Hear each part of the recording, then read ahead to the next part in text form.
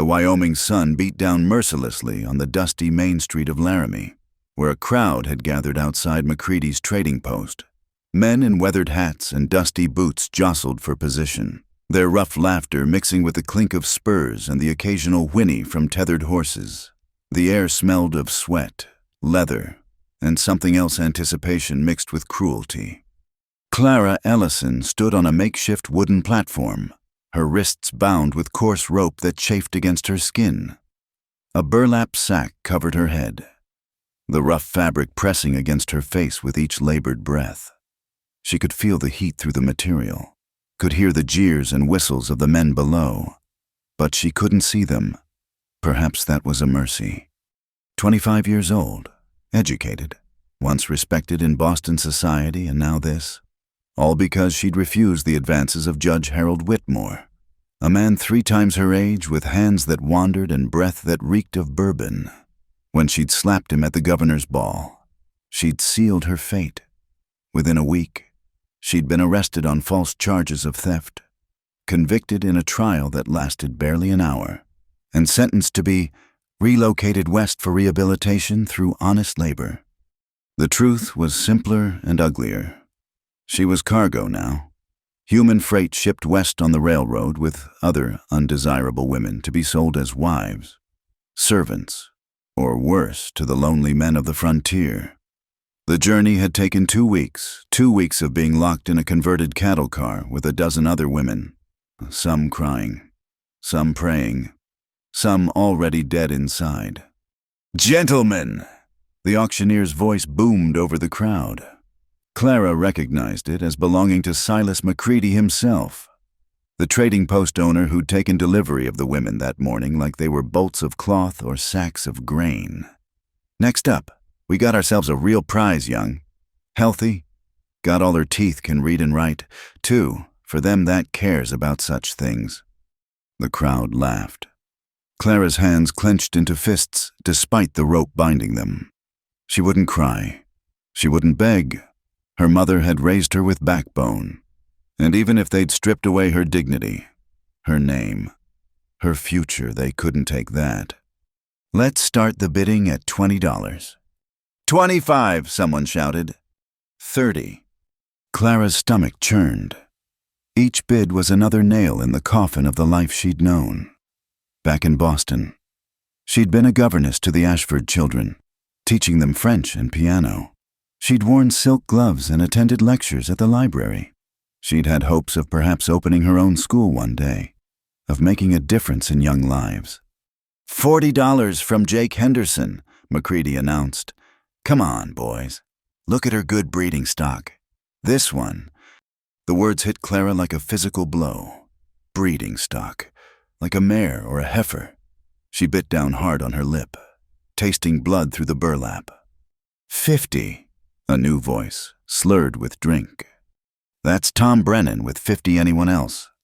Clara knew Tom Brennan by reputation already. During the stop in Cheyenne, the guards had pointed him out, a brutal man who'd buried 2 wives already, both under suspicious circumstances. The other women had whispered about him in the cattle car, how he liked his women broken and silent. 60 Jake Henderson again. The bidding went back and forth, each number another step toward a fate Clara couldn't bear to imagine. Her legs trembled, but she forced herself to stand straight. If this was to be her last moment of autonomy, she'd face it with whatever dignity remained to her. 75 from Tom Brennan, going once. Clara's heart hammered against her ribs. She thought of her younger sister, safe in Philadelphia with their aunt. At least Margaret had been spared this fate. At least one Ellison woman would have a chance at happiness. Going twice. The crowd had grown quiet now. Sensing the end of the entertainment, Clara could hear her own breathing, ragged and quick inside the sack.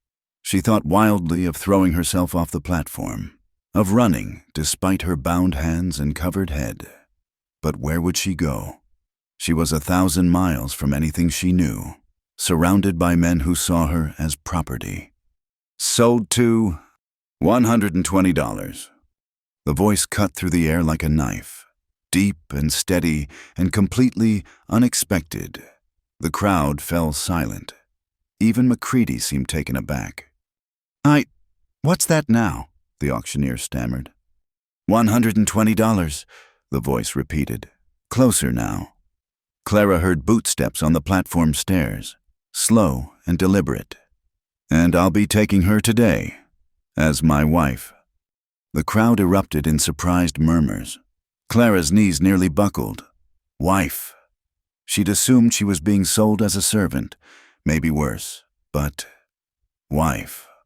"Now hold on there, friend." MacCready's voice had taken on a wheedling tone. "That's a mighty generous offer, but you can't just— You said highest bidder takes her. I'm the highest bidder. Here's your money." Clara heard the heavy clink of coins hitting wood. Real money, from the sound of it. Not promises or IOUs, but actual gold and silver. "Well, that is— MacCready cleared his throat. "Sold to— What's your name, friend?" "Elijah Burke." Hands touched Clara's shoulders then, gentle despite their size. She flinched instinctively, but the hands didn't grab or grope. Instead, she felt the rope around her wrists being cut with careful precision. "Easy now," the voice, Elijah Burke's voice, said quietly. "Meant just for her. I'm going to take this off your head. Close your eyes against the sun." Clara did as instructed, feeling the burlap lift away from her face. Even with her eyes closed, the sudden brightness was overwhelming. She blinked slowly, adjusting to the light, and got her first look at the man who'd just bought her. He wasn't what she'd expected. Not young, maybe 33 or 35, with weather-beaten skin that spoke of years under the western sun. His clothes were clean, but simple worn leather vest over a blue cotton shirt, canvas pants, boots that had seen better days, brown hair touched with early gray at the temples, and eyes the color of sage honey. What struck her most was the steadiness of his gaze. Not leering, not assessing her like livestock, just looking, seeing her. "Can you walk?" he asked. Clara found her voice, though it came out as barely a whisper. "Yes." "Good." He turned to MacCready. "We'll be needing the preacher." "Preacher's making his rounds out to the homesteads." Someone in the crowd called out, "Won't be back till Sunday." "The circuit judge then," Elijah said calmly. "He's in Cheyenne till next month." Clara saw something flicker in Elijah's eyes, frustration, maybe, or determination. Then he looked at her again, and his expression softened almost imperceptibly. "You got a priest at that Catholic mission, don't you?" he asked the crowd at large. "Father Miguel." But he don't speak much English," someone answered. "Don't need much English to perform a wedding." Elijah replied. He offered Clara his arm, a gesture so unexpectedly civilized that she almost laughed, or cried. She wasn't sure which. "Ma'am?"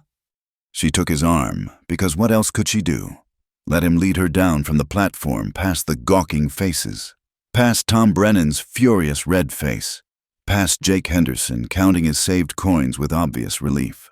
Her legs felt like water, but Elijah's pace was measured, allowing her to maintain her dignity. "Why?" she whispered as they walked. He glanced down at her, and she saw something in his eyes that might have been pain, or memory, or both. "Because no woman should be sold like cattle," he said simply. "And because I've got need of a wife. Seems like we could help each other." Clara didn't answer, couldn't answer.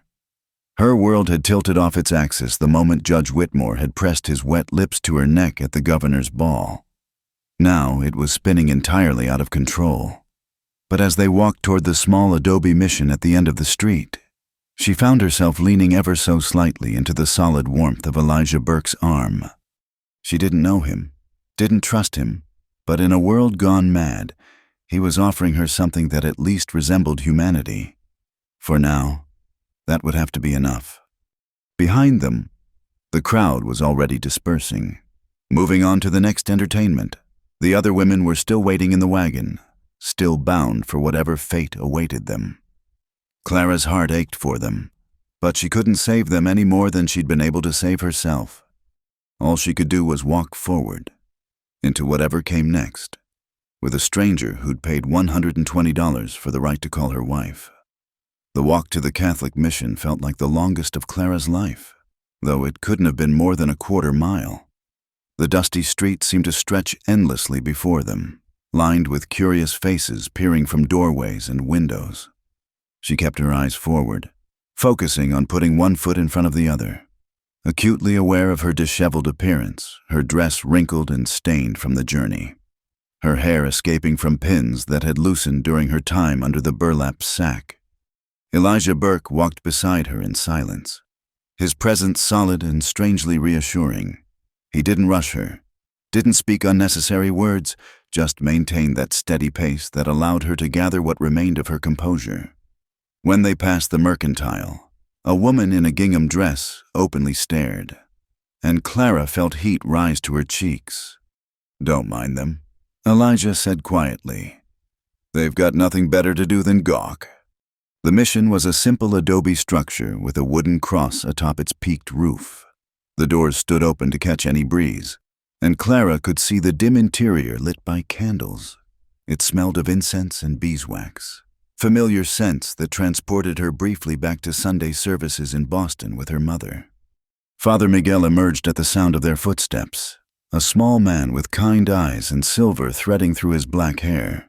He took in the scene, Elijah in his work clothes, Clara in her travel-worn dress, and something like understanding passed over his weathered features. "Senor Burke," he said, his English heavily accented but clear. "What brings you here?" "Need a wedding, Father?" Elijah replied. "Today, now, if you're willing." The priest's eyebrows rose, but he nodded slowly. "You have witnesses." Elijah turned back toward the street where a small crowd had followed them, curiosity overcoming propriety. "I reckon we do." "And the lady, she agrees to this marriage?" For the first time since removing the sack, Elijah looked directly at Clara, really looked at her. She saw then that his eyes weren't just honey-colored but flecked with green, like sage leaves in morning light. There was a question there, and something else, a promise. Maybe, or an understanding that this was her choice to make.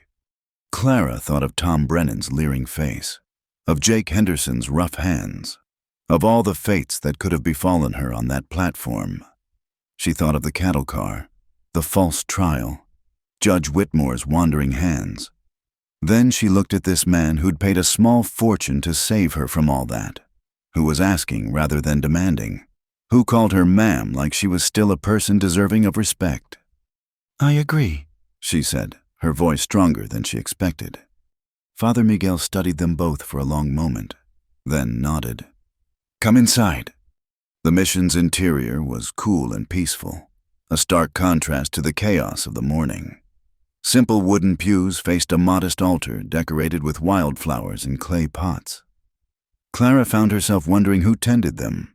What kind hands had arranged the blooms with such care? "I need to know your names," Father Miguel said, producing a worn leather register. "For the record." "Elijah Samuel Burke," Elijah said clearly. "Clara—" She hesitated for just a moment, then lifted her chin. "Clara Rose Ellison."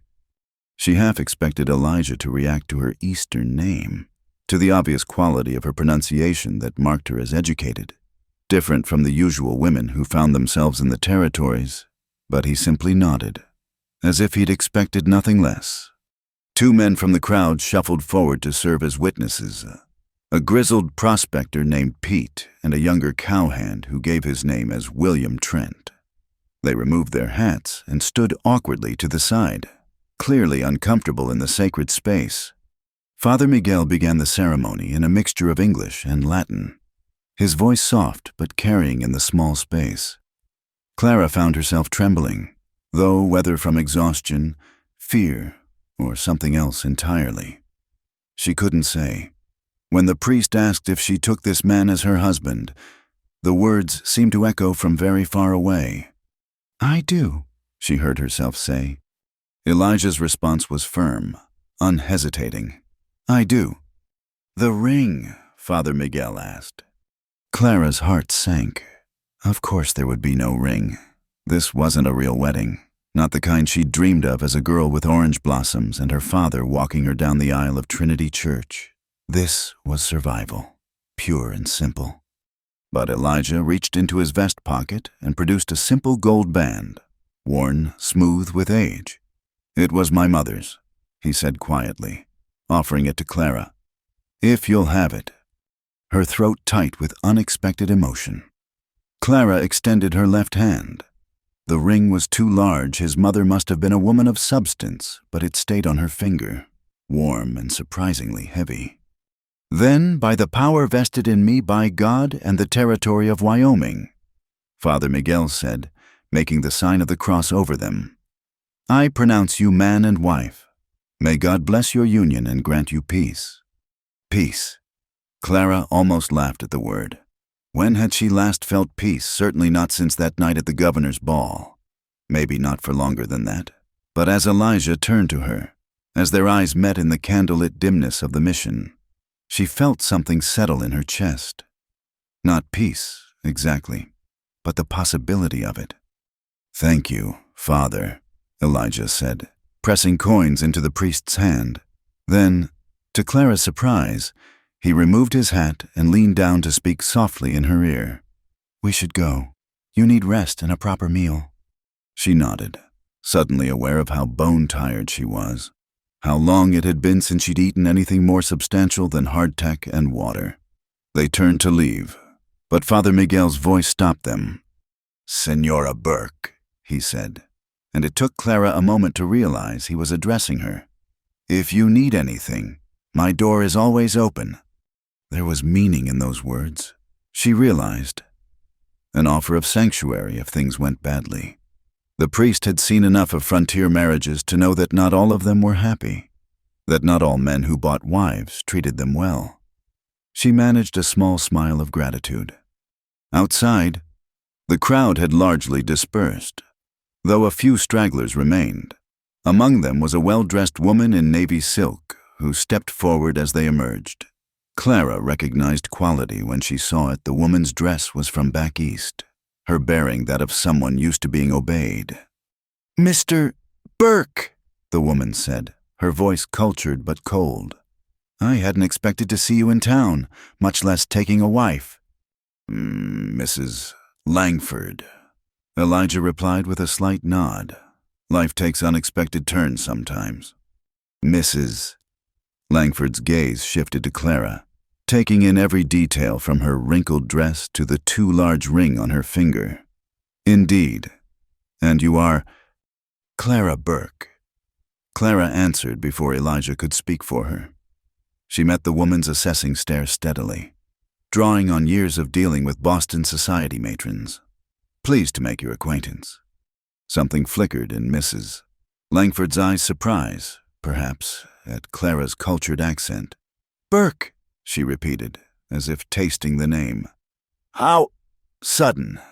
I do hope you know what you've gotten yourself into, my dear." "That's enough. Mrs. Langford," Elijah said quietly, but there was steel in his voice. "My wife's had a long journey. If you'll excuse us." He guided Clara past the woman, his hand light on her elbow. As they walked toward the livery stable, Clara could feel Mrs. Langford's eyes boring into her back. "Who is she?" Clara asked. "Owns the mercantile and the hotel. Thinks she owns the town too," Elijah replied. "Don't pay her any mind."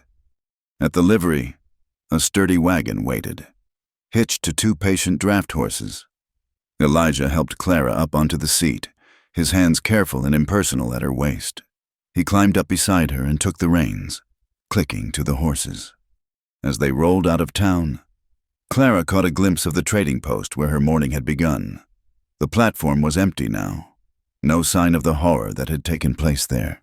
Soon other women would stand where she had stood. Other lives would be bartered away. The thought made her sick. "How far?" she asked, needing to think about something else. 3 hours, give or take. Elijah replied, Ranch is northwest of here, up against the foothills. It's not much, but it's mine, free and clear." They rode in silence for a while, the town falling away behind them, replaced by endless grassland dotted with sage and rabbit brush. The sky stretched impossibly wide overhead, a blue so intense it hurt to look at. Clara had never seen so much emptiness, so much space. It was beautiful and terrifying in equal measure. "Why did you do it?" she finally asked. The question that had been burning in her throat since he'd first spoken at the auction. "Really, not just because women shouldn't be sold. There's more to it than that." Elijah was quiet for so long she thought he wouldn't answer. When he finally spoke, his voice was low, rough with memory. "Had a sister once. Sarah. She was about your age when our father died. Left us with nothing but debts. A man came around, said he'd forgive the debts if Sarah married him. She didn't want to, but she felt she had no choice. Save the family, save the farm." His hands tightened on the reins. "She lasted 6 months before she took her own life. Couldn't stand what he did to her, what he made her become." Clara's breath caught. "I'm sorry." "Was 15 years ago now. I was just 18, too young and too stupid to stop it. Been carrying that weight ever since." He glanced at her, then back at the road. "When I saw you up there, heard them bidding like you were livestock, I couldn't let it happen again, not when I could stop it." "But marriage, that's a hefty price to pay for your conscience." A ghost of a smile touched his lips. "I'm 33 years old. Mrs. Burke. Ranch work is lonely, and I'm not getting any younger. Been thinking about taking a wife for a while now. Just hadn't found the right way to go about it." "So you bought one," Clara said, unable to keep the bitterness from her voice. "No," he said firmly. "I bought your freedom. The marriage was my way of making sure no one could take it away again. You're my wife-in-law, but what that means in practice, well, that's for us to figure out together." Clara studied his profile. The strong jaw and weathered skin, the lines around his eyes that spoke of squinting into too many sunrises. He wasn't handsome in the classical sense, not like the polished gentleman of Boston society, but there was something solid about him, something real and unvarnished that she found oddly comforting. "What if I said I wanted to leave?" she asked. "Would you let me?" "Where would you go?" It was a fair question. She had no money, no connections in the West, no way to return to Boston even if she could clear her name. "I don't know." "Then stay," he said simply. "Give it time. If you still want to leave come spring, I'll take you to the railroad myself, give you money for a ticket to wherever you want to go. But for now, you're safe. That's all I'm offering, safety and time to figure out what comes next." Safety. Such a simple word. But Clara realized she hadn't felt truly safe since the moment Judge Whitmore had cornered her in the governor's garden. Maybe not even before that. To be a woman alone in the world was to always be vulnerable, always at risk. And here was this stranger, this quiet man with work-worn hands and grief-shadowed eyes, offering her shelter with no conditions attached. "All right," she said softly. "Until spring." Elijah nodded, satisfied. They continued on in companionable silence, the wagon wheels creaking, the horses' hooves beating a steady rhythm against the packed earth. The sun climbed higher, warming Clara's face. And despite everything, the terror of the morning, the strange marriage, the uncertain future, she found herself relaxing incrementally. She was no longer Clara Ellison, disgraced governess. She was Clara Burke, wife of a Wyoming rancher. It wasn't the life she'd planned, wasn't anything close to what she'd dreamed, but it was life. And after standing on that platform with a sack over her head, life itself felt like an unexpected gift. As they crested a low rise, Elijah pointed ahead. "There," he said, "home." Clara looked and saw a modest ranch spread below them, a sturdy log house with a stone chimney, a barn, corrals, a small garden plot. Smoke rose from the chimney, and she could see horses grazing in the nearest pasture. It looked solid, permanent, like it had grown from the land itself. Home. The word sat strangely on her tongue, but as they descended toward the ranch, Clara found herself hoping that maybe, in time, it might come to feel true. The interior of the ranch house was a revelation of careful simplicity. As Elijah held the door open for her, Clara stepped into a main room that served as both kitchen and living area. Everything was clean, orderly, with a precision that spoke of a man who lived alone but refused to let solitude mean squalor. A stone fireplace dominated one wall, cold now in the afternoon heat, with a rifle mounted above it and a few books on the mantel that surprised her. "You read?" she asked before she could stop herself. "When I can," Elijah replied, setting down a bucket of fresh water he'd drawn from the well. "Helps pass the winter evenings." Clara moved closer to examine the titles A Worn Bible. Naturally, but also The Virginian, by Owen Wister, and a collection of Shakespeare's comedies that looked as if it had seen better days. Her fingers itched to open them, to lose herself in familiar words, but she held back, unsure of the boundaries in this strange new situation. "The bedroom's through there," Elijah said, gesturing to a door on the right. "I'll bunk in the barn." "The barn?" Clara turned to face him, genuinely shocked. "But this is your home." "It's our home now," he corrected gently. "And you need privacy to settle in, figure things out. The barn's comfortable enough. I've slept in worse places." Before Clara could protest further, he'd gathered blankets from a trunk and headed back outside, leaving her standing alone in the middle of the room. She could hear him talking to the horses, his voice low and soothing, giving her space to explore without his watchful presence. The bedroom was small but adequate, with a brass bed covered in a quilt that looked handmade, a washstand with pitcher and bowl, and a wardrobe that stood empty, waiting. Clara sat on the edge of the bed, suddenly overwhelmed by the day's events. This morning she'd woken in a cattle car, and now she was a married woman in a stranger's home. The transition was too abrupt, too surreal to fully grasp. A soft knock at the main door interrupted her thoughts. When she opened it, Elijah stood there with a worn carpet bag. "Your things," he said simply. "They threw it off the wagon at the trading post. I grabbed it before we left." Clara's hands shook as she took the bag. She'd assumed her few possessions were lost forever, scattered to the winds like everything else from her old life. "Thank you," she managed, her voice thick. "I didn't think... I assumed. A person needs their belongings." Elijah said, "Makes a place feel more like home." He paused, seeming to consider his next words. "There's stew on the stove from yesterday. Still good. Bread in the box there. I need to see to the horses. Check the fence line. Will you be all right?" "Yes," Clara said, though she wasn't sure if it was true. "Yes, I'll be fine." He nodded and turned to go, then stopped. "There's a loaded pistol in the kitchen drawer, left side of the sink. You know how to use one." Clara shook her head. "I'll teach you tomorrow. Out here, it's good to know." He touched the brim of his hat. "I'll be back before dark." Then he was gone, and Clara was alone again. She stood in the doorway, watching him ride off on a bay horse, rifle across his saddle. When he disappeared over a rise, she finally closed the door and returned to the bedroom with her carpet bag.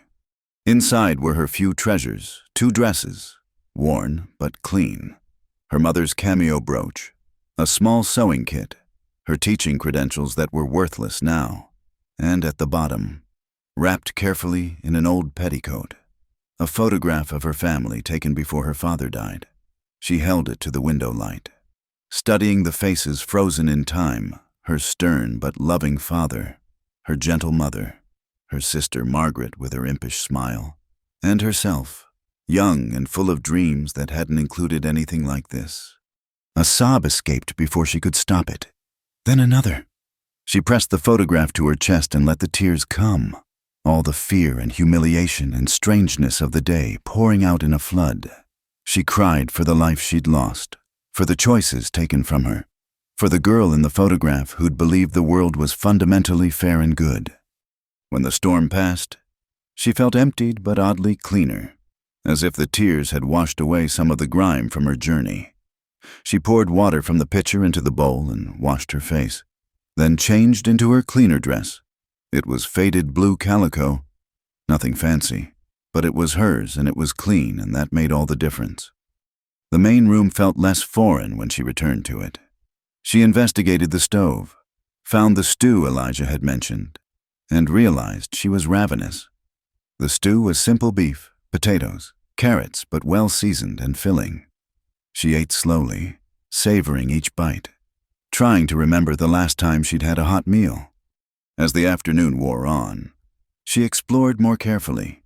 The kitchen was well stocked with supplies: flour, salt, coffee, beans, preserved vegetables in jars. Either Elijah was a better cook than most bachelors, or someone had taught him well. She found the pistol where he'd said it would be, heavy and intimidating. Tomorrow he'd teach her to use it. The thought should have been frightening, but instead, she found it oddly comforting. He was giving her the means to protect herself, trusting her with a weapon in his own home. She ventured outside as the sun began to sink lower. The ranch spread before her, peaceful in the golden light. She could see why Elijah had chosen this spot, sheltered by low hills to the north, with good water from a creek that ran behind the house and grass that stretched for miles. A vegetable garden struggled against the summer heat, clearly in need of attention. Without thinking, she found herself kneeling among the rows, pulling weeds from around the struggling tomato plants. The work was familiar, soothing. She'd kept a kitchen garden at the Ashford house, teaching the children about growing things, about patience and care. Her hands remembered the rhythm, and she lost herself in the simple task until shadows began to lengthen. "You don't have to do that." Elijah's voice startled her. She hadn't heard him return. He stood at the garden gate, hat in hand, watching her with an unreadable expression. "I like gardening," she said, suddenly self-conscious. "If you don't mind."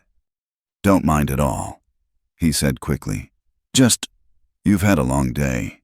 Didn't expect to find you working." Clara stood, brushing dirt from her skirt. "Idle hands," she said, then stopped, not sure how to finish the familiar saying in this new context. "Come on," Elijah said. "Sun's getting low. Best to be inside." They walked back to the house together, not quite side by side, but not far apart either. At the door, Elijah paused. "I'll get my supper and head to the barn," he said. "Give you your privacy." "You could—" Clara started, then stopped. What was she thinking? "I mean, it seems foolish for you to eat in the barn. This is your home."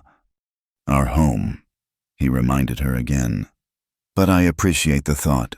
Maybe in time. For now, this is better." He gathered his bowl of stew and some bread, then paused at the door. "Lock this behind me," he said. "And the windows, too. Not expecting trouble, but it's good habit." "Is there often trouble?" Clara asked.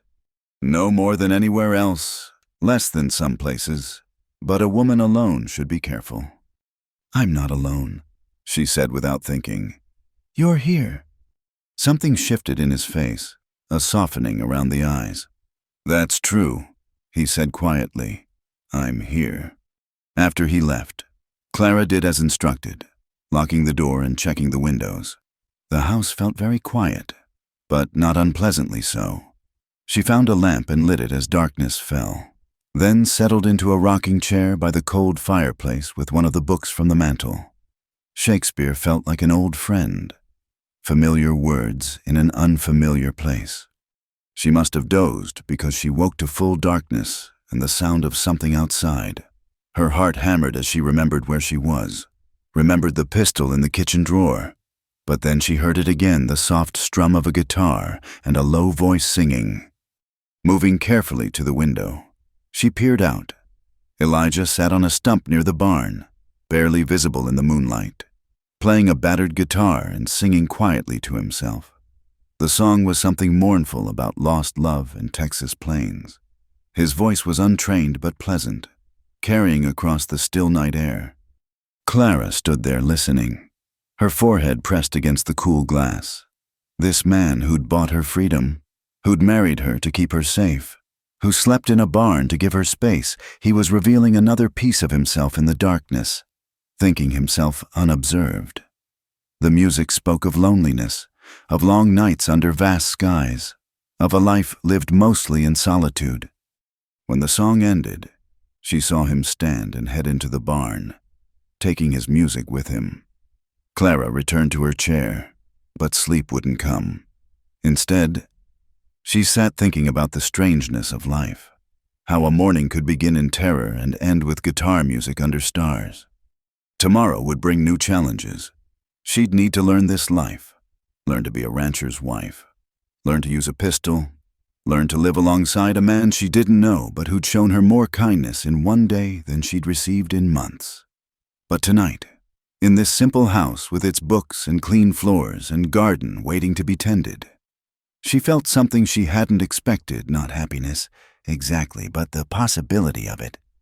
When she finally made her way to the bedroom, she paused at the window, looking out toward the barn. A faint light showed through the cracks, Elijah reading, perhaps, or simply lying awake as she was, thinking about the strange turn their lives had taken.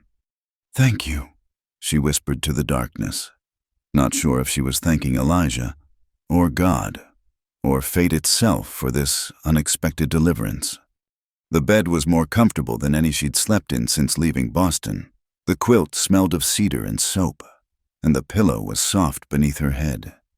As Clara closed her eyes, she thought she heard the faint sound of the guitar again, or perhaps it was just the wind in the cottonwoods by the creek, playing its own lonely music to the Wyoming night.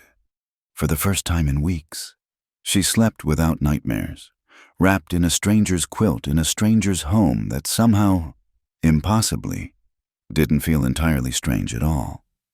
Clara woke to the sound of a rooster crowing and sunlight streaming through the bedroom window. For a moment, she forgot where she was, expecting to see the familiar wallpaper of her room at the Ashford house. Then reality settled over her like a blanket Wyoming.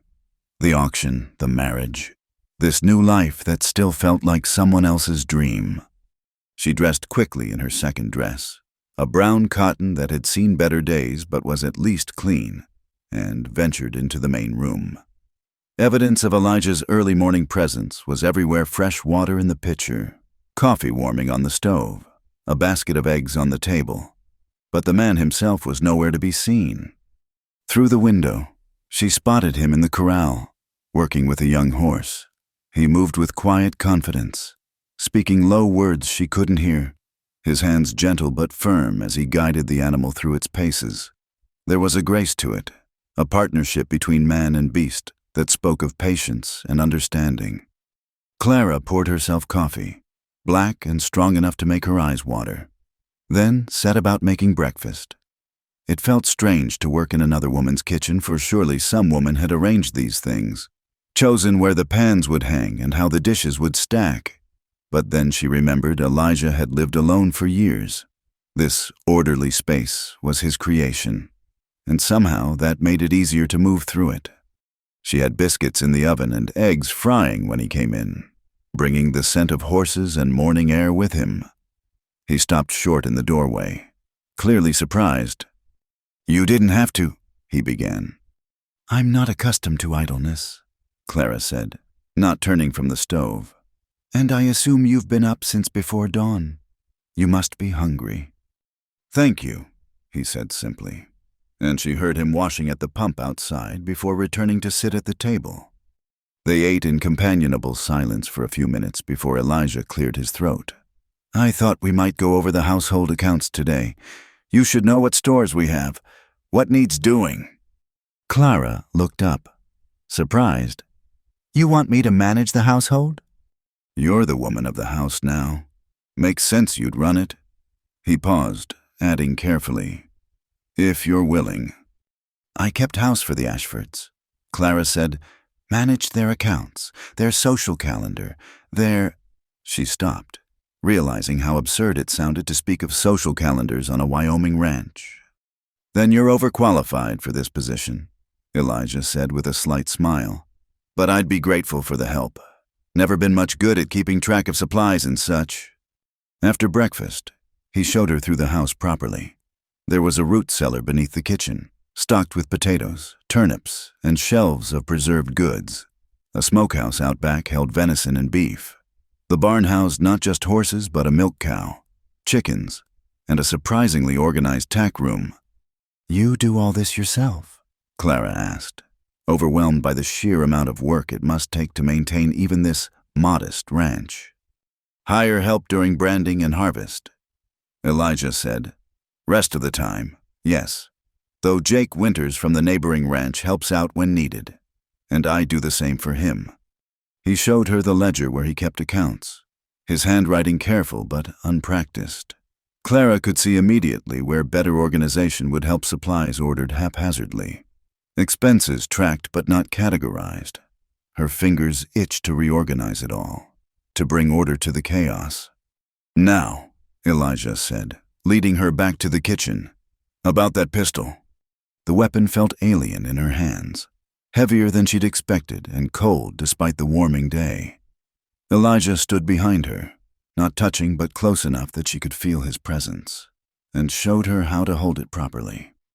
"Both hands," he said. "Steady, don't jerk the trigger, squeeze it gentle-like." They went outside, where he'd set up some bottles on a fence rail. Clara's first shot went wild, the recoil surprising her so much she nearly dropped the gun. Elijah steadied her without comment. "Again," he said patiently. "Take your time." By the fifth shot, she managed to hit a bottle. The glass exploded in a satisfying shower, and despite herself, Clara felt a thrill of accomplishment. "Good," Elijah said, and she could hear approval in his voice. "You're a natural shot. Practice every few days, and you'll be fine." "Have you ever had to—" Clara began, then wasn't sure how to finish the question. "Defend the ranch a few times, mostly from four-legged predators, occasionally the two-legged kind." His expression darkened slightly. "The world isn't always kind to those living on its edges. Best to be prepared." They spent the rest of the morning going over the daily routines, when to feed the chickens, how to milk the cow, a skill Clara had never possessed, and which resulted in more milk on her than in the pail, where to find the best water for the garden. Elijah was patient throughout, never laughing at her mistakes, always ready to demonstrate again. By midday, Clara was exhausted but oddly satisfied. There was something grounding about physical work, about tasks with clear beginnings and endings. When Elijah left to check on the horses in the far pasture, she found herself humming as she prepared lunch, an old hymn her mother used to sing. The afternoon brought unexpected visitors. Clara heard the horses before she saw them, and following Elijah's instructions, she retrieved the pistol from the drawer before peering out the window. But it was only 2 riders, and Elijah was already walking out to meet them, his posture relaxed. She recognized one as the young cowhand from their wedding, William Trent. The other was an older man with a spectacular mustache and kind eyes that crinkled when he smiled. "Mrs. Burke," Elijah called. "Come meet our neighbors." Clara smoothed her apron and ventured onto the porch, still holding the pistol somewhat awkwardly. "You can put that down," Elijah said gently. "These are friends. Jake Winters from the Double Bar J, and you remember Will from yesterday." Jake Winters swept off his hat with a flourish. "Ma'am, pleased to make your acquaintance. Heard Elijah went and got himself hitched. Had to come see the woman brave enough to take him on." "Pleasure to meet you, Mr. Winters," Clara said, using her best Boston manners, which seemed to amuse the older man greatly. "Just Jake, ma'am. We don't stand much on ceremony out here." He elbowed Elijah good-naturedly. "Though this one's been trying to civilize us for years with his book learning." They stayed for coffee, and Clara found herself relaxing in their easy company. Jake told stories of the early days when he and Elijah had first come to Wyoming. Wild tales that might have been half true but were wholly entertaining. Will blushed and stammered whenever she addressed him directly, clearly unused to ladies, which she found oddly endearing. "You need anything, you send word," Jake said as they prepared to leave. "My Mary's been after me to invite you both for Sunday dinner once you're settled. She's dying to meet the woman who finally caught old Elijah here." After they left, Clara helped Elijah with the evening chores. They worked side by side in comfortable quiet, and she realized that the awkwardness of the morning had faded somewhat when her hair escaped its pins and fell into her face as she scattered grain for the chickens. He reached over and tucked it behind her ear, the gesture so natural and unexpected that they both froze for a moment. "Sorry," he said, stepping back. "I didn't mean to—" "It's fine," Clara said quickly, her cheek warm where his fingers had brushed. "Just unexpected." That evening, when Elijah started to gather his things for the barn, Clara spoke up. "This is foolish," she said. "You sleeping in the barn, eating alone. We're married, whether it's conventional or not. Can't we at least share meals like civilized people?" He considered this, then nodded slowly. "If you're comfortable with that." So they ate together, still awkward, but less so than the night before. Clara told him about the Ashford children, how she'd taught them French and arithmetic, how little Emma had cried when Clara was taken away. Elijah shared stories of horses he'd trained, the satisfaction of building something with his own hands. When darkness fell and he rose to leave for the barn, Clara almost asked him to stay. The words were on her tongue, but she swallowed them. Too soon, too much. Instead, she said, "Thank you for today, for teaching me." "You're a quick study," he said.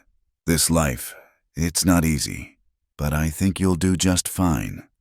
After he left, Clara sat by the window again, but this time she wasn't listening for guitar music.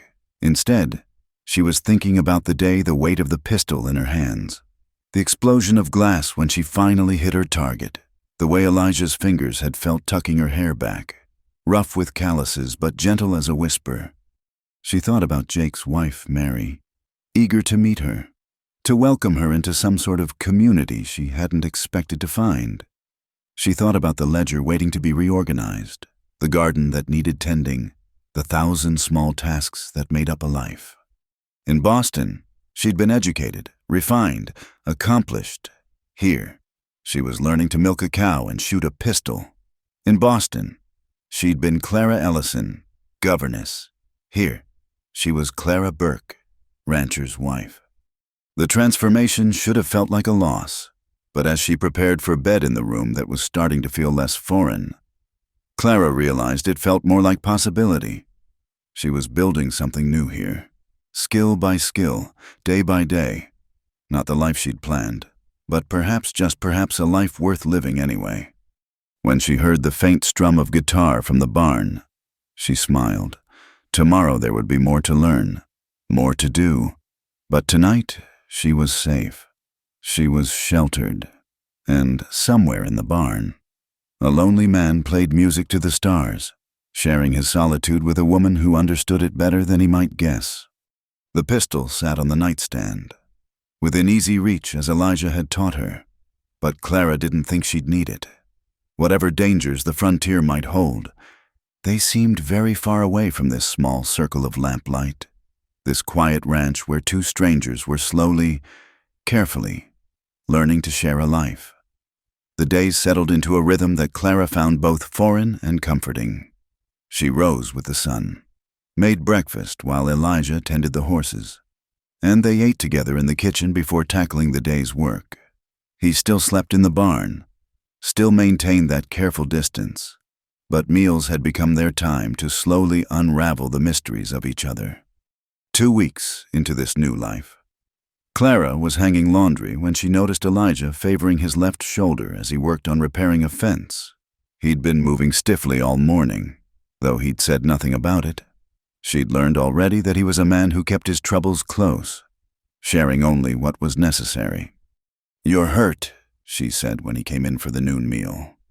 "It's nothing," he replied, but she saw him wince as he reached for the coffee pot. "Let me see. Clara, let me see," she repeated, using the same tone she'd once used with stubborn children. Reluctantly, he unbuttoned his shirt enough to reveal a nasty bruise spreading across his shoulder, purple and green in the lamplight. "Horse kicked out when I was checking her hoof. Caught me off guard." "This happened days ago," Clara said, recognizing the coloring of an older injury. "Why didn't you say something?" "Didn't seem worth mentioning." She fetched her sewing basket, which contained the small medical kit she'd assembled from supplies in the house. "Men," she muttered, preparing a poultice of arnica and comfrey from the dried herbs she'd found in the pantry. "Would you let a horse suffer in silence?" "Horses have more sense than to complain," Elijah said, but there was a slight smile playing at the corners of his mouth. Clara worked in silence, applying the poultice with gentle hands. This close, she could smell the soap he used, see the fine lines around his eyes, the few silver threads in his brown hair. When her fingers brushed the unmarked skin at the edge of the bruise, she felt him tense. "Sorry," she murmured. "Does it hurt?" "No," he said, his voice rougher than usual. "No, it doesn't hurt." That night, she couldn't stop thinking about the moment the warmth of his skin under her fingers, the way he'd held perfectly still as she worked, the careful control in his breathing. She lay in bed listening to the night sounds of the ranch, wondering what he was thinking out in the barn, if he too was replaying those moments of unexpected intimacy. The next morning brought a change in routine. Elijah announced he needed to ride to the northern pastures to check on the cattle there, a journey that would keep him away until evening. "Will you be all right alone?" he asked, and Clara heard genuine concern in his voice. "I managed to survive 25 years before meeting you," she said dryly. "I think I can handle one day." But as the hours stretched on, she found the solitude unexpectedly heavy. She'd grown accustomed to his quiet presence, the sound of his boots on the porch, the way he hummed tunelessly while working. The house felt too quiet, too empty. She busied herself with chores, reorganized the pantry, worked in the garden until her back ached. As afternoon faded to evening with no sign of Elijah, worry began to creep in. What if his horse had thrown him? What if he'd encountered trouble bandits or wolves or any of the dozen dangers he'd mentioned so casually? By the time full dark fell, Clara was pacing the kitchen, the loaded pistol on the table. She'd lit every lamp in the house, as if the light might guide him home faster. When she finally heard hoofbeats, she flew to the door, relief flooding through her. Elijah dismounted slowly, clearly exhausted. There was a tear in his shirt and dirt on his face, but he was whole. He was safe. He was home. "What happened?" she asked, resisting the urge to run to him. "Fence down in the north pasture. Cattle scattered halfway to Montana." He led his horse toward the barn. Took longer than expected to round them up. Clara followed him. "You must be starving. I kept supper warm." He paused, looking at her in the lamplight from the house. "You waited." "Of course I waited," she said, surprised by the question. "Did you think I'd eat without you?" Something shifted in his expression, a softening she'd begun to recognize. "I'm not used to anyone waiting," he said quietly. They ate together, Elijah telling her about the cattle, the fence that would need proper repair come morning, the calf he'd had to pull from a mud wallow. Clara found herself hanging on every word, not because the stories were particularly fascinating, but because she'd spent the day in silence and his voice had become the sound of home.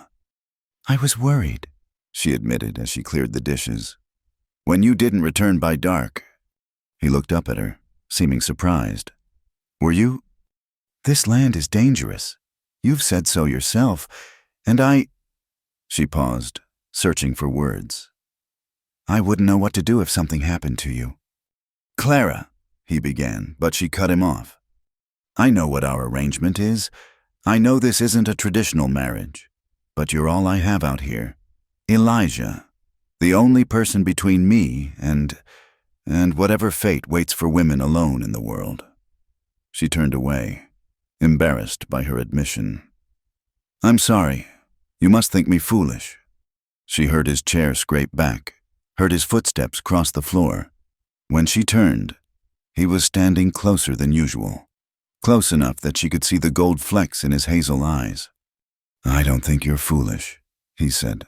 I think you're brave, braver than any woman I've known, to face all this strangeness with such grace. He hesitated, then reached out to touch her hand where it rested on the dishpan. I'm sorry I worried you. Next time I'll send word somehow. Next time, Clara repeated, looking down at his hand covering hers. His skin was rough, calloused from years of work, but his touch was gentle. Yes, next time. They stood there for a moment, neither moving, the kitchen lamp casting their shadows long on the wall. Then Elijah stepped back, clearing his throat. It's late, he said. You should rest. But when he moved to gather his things for the barn, Clara spoke up. Elijah, that first night, and sometimes since, I've heard you playing guitar. Would you play something now? He looked surprised, but pleased. If you'd like. He fetched the instrument from the barn and settled into the rocking chair by the cold fireplace. Clara took the other chair, tucking her feet under her skirts. The first notes filled the room, melancholy and sweet. This one's called Red River Valley, he said, and began to sing softly. From this valley they say you are going. We will miss your bright eyes and sweet smile, for they say you are taking the sunshine that has brightened our pathway a while. His voice was untrained but true, and Clara found herself wiping away unexpected tears. The song spoke of leaving and loss, of love unspoken, of the harsh beauty of frontier life. When it ended, the silence felt full rather than empty. That was beautiful, she said. My mother taught it to me, Elijah replied, running his fingers over the guitar strings absently. She loved music, said it made the hard days easier to bear. Will you teach me? Clara asked impulsively. To play.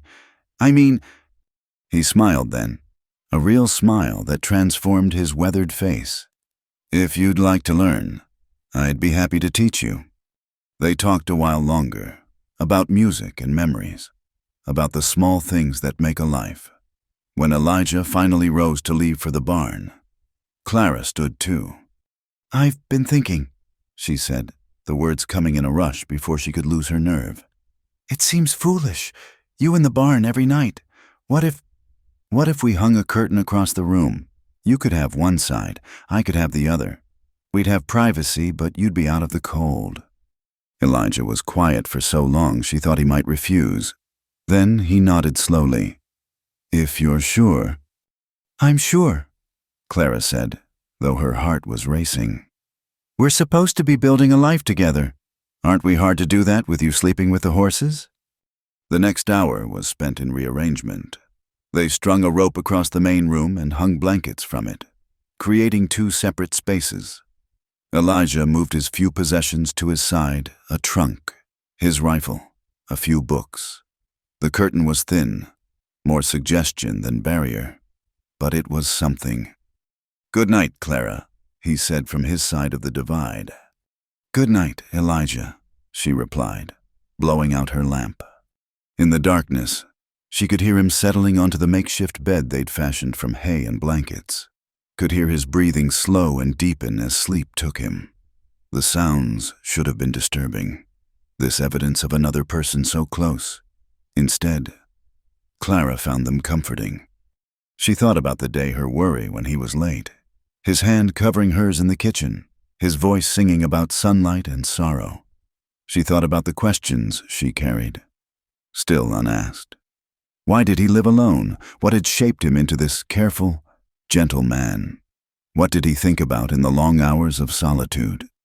Through the thin curtain, she heard him shift in his sleep, murmur something unintelligible. Without thinking, she whispered, I'm here. The sound seemed to soothe him. He settled again, breathing deep and even. Clara smiled in the darkness. It wasn't the marriage she'd imagined as a girl, wasn't anything close to normal. But normal had brought her to an auction block with a sack over her head. This strange, careful dance of two lonely people learning to share space, this was better than normal. This was hope. Outside, coyotes called to each other across the vast Wyoming night. But inside the little house, behind the makeshift curtain that divided and connected them, two people slept more peacefully than either had in years, no longer quite so alone in the darkness. Saturday morning arrived with clear skies and Elijah's announcement that they would go to town for supplies. Clara felt both excitement and trepidation. She hadn't been back to Laramie since that terrible day on the auction platform. But they needed flour, coffee, and fabric for new curtains. Practical necessities that couldn't be avoided forever. She wore her better dress, the blue calico, and pinned her hair carefully. When she emerged from behind the curtain, Elijah was already dressed in his cleanest shirt, his hair damp from washing. "You look fine," he said simply, but Clara caught something in his eyes, approval, perhaps, or pride. The ride to town passed quietly, both lost in their thoughts. As the buildings came into view, Clara's hands tightened on the wagon seat. Somewhere in that cluster of structures was McCready's trading post, the platform where her life had changed so drastically. "We don't have to go near there," Elijah said, reading her thoughts. "Johnson's Mercantile has everything we need." But as they rolled down Main Street, Clara's worst fears materialized. Mrs.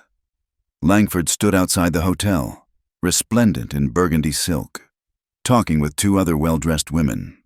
Their conversation stopped abruptly as the wagon passed, all eyes turning to stare. "Mrs. Burke! Mrs.!" Langford called out, her tone making the title sound like an insult. "How nice to see you in town. We were just discussing your unusual circumstances." Elijah's jaw tightened, but Clara placed a gentle hand on his arm. "Good morning, Mrs. Langford," she replied, her voice steady despite her racing heart. "Lovely day for gossip, isn't it?" One of the other women tittered nervously, but Mrs.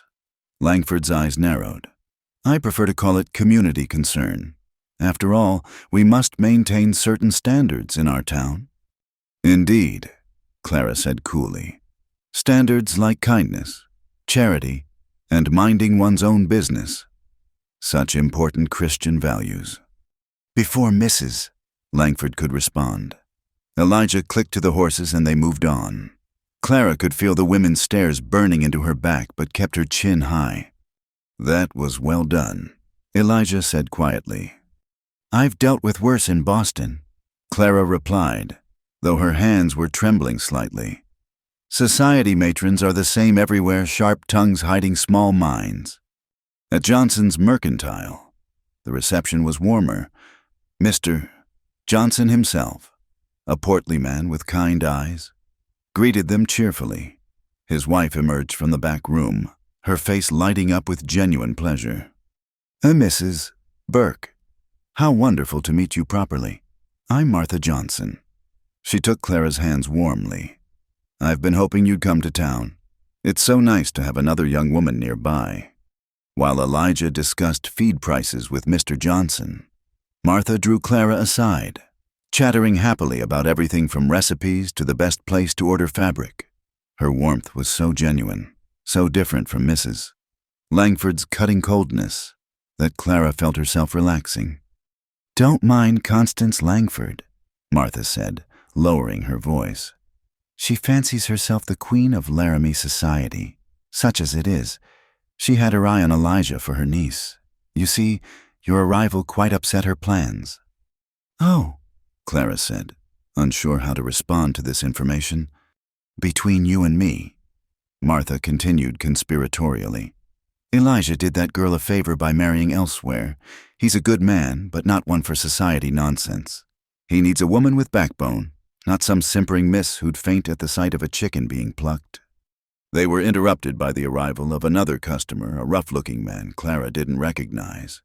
He looked her up and down in a way that made her skin crawl, then spoke to Mr. Johnson. "That the woman from the auction?" he asked, not bothering to lower his voice. "The one Burke bought." Mrs. Burke is a valued customer." "Mr. Johnson said firmly, "What can I help you with today?" "Carl." Carl continued to stare at Clara. "Heard she's from back east. Heard she got run out of town for being too friendly with other women's husbands." The shop went deadly quiet. Clara felt the blood drain from her face. Before she could speak, Elijah appeared at her elbow, his presence solid and reassuring. "You heard wrong," Elijah said, his voice dangerously calm. "And I'd appreciate if you'd apologize to my wife for repeating such slander." Carl shifted uncomfortably. Elijah wasn't a large man, but there was something in his stance, in the steady way he held Carl's gaze, that spoke of quiet strength. "Didn't mean nothing by it." Carl mumbled, "Just saying what I heard." "Then perhaps you should be more careful about what you listen to." Elijah replied, "A man's reputation can be ruined by loose talk. So can a woman's. I trust you'll remember that." The threat was subtle, but clear. Carl muttered something that might have been an apology and quickly left the store. Martha Johnson immediately bustled over, clucking sympathetically, "Pay him no mind, dear. Carl Hensley's a drunk and a fool. No one listens to anything he says." But the damage was done. Clara could see it in the way other customers glanced at her sideways, in the whispers that followed them as they completed their purchases. By the time they loaded the wagon, her carefully maintained composure was cracking. "I'm sorry," Elijah said as they drove out of town. "I should have known there'd be talk." "It's not your fault," Clara replied, though her voice was thick with unshed tears. "I knew what people would think. A woman sold at auction, of course they assume the worst. They don't know you." "No," Clara agreed. "They don't, but they'll talk anyway. That's what people do." They rode in silence for a while, the town falling away behind them. Then Elijah spoke again, his voice thoughtful. "My sister Sarah, the one I told you about after she died. People talked, said she was weak, said she should have been stronger, should have endured, as if they had any idea what she endured." His hands tightened on the reins. "I wanted to fight every one of them, make them take back their words. But my mother, she told me something I've never forgotten." "What did she say?" "That the opinion of fools isn't worth the breath it takes to argue with them. That the only voices that matter are the ones belonging to people who truly know us." He glanced at her. "Martha Johnson likes you. Jake Winter speaks well of you. In time, others will too. The rest is just noise." Clara considered this, thinking of Martha's warm hands clasping hers, of her genuine pleasure in meeting another young woman. "Mrs. Johnson invited me to the church quilting bee next week. Will you go?" "I don't know. After today." "You should go," Elijah said firmly. "Show them who you really are. Some will always gossip, but others will see the truth." As they neared the ranch, Clara made a decision. "Tell me about her, Sarah, if you don't mind." Elijah was quiet for so long she thought he wouldn't answer. Then he began to speak, his voice soft with memory. "She was 2 years older than me, had hair like corn silk and a laugh that could fill a room. She loved to dance. Even when there was no music, just spin around the kitchen until she was dizzy." A sad smile crossed his face. "She was going to be a teacher, had it all planned out, even had a position waiting at the school in town. What happened? Our father made some bad investments, borrowed money from the wrong people. When he died, the debts came due. Josiah Crane offered to pay them if Sarah married him." Elijah's voice hardened. "He was 40 years old, mean as a snake, but he had money.